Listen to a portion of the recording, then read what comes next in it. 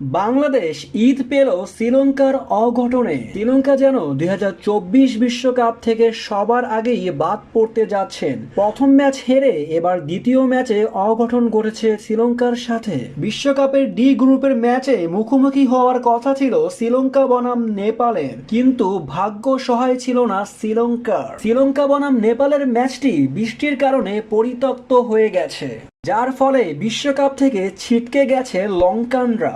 এদিকে শ্রীলঙ্কার ম্যাচ বাতিল হওয়ায় বাংলাদেশের জন্য ঈদের চাঁদ উঠেছে। বাংলাদেশ যদি আর একটি ম্যাচ জিততে পারে তাহলে পরের রাউন্ডে চলে যাবে টাইগাররা, কিন্তু শ্রীলঙ্কা যদি পরের ম্যাচে জয় পায় তবেও বাদ যাবেন এবারের বিশ্বকাপ থেকে।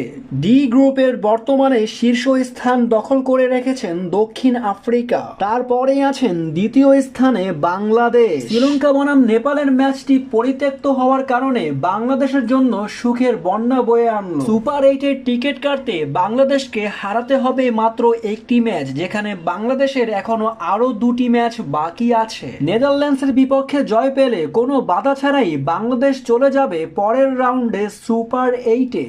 যেই বাংলাদেশকে সবাই বলতো সবার আগে বাদ যাবে বাংলাদেশ বিশ্বকাপ থেকে, সেই বাংলাদেশই এবার টিকে রইল বিশ্বকাপে।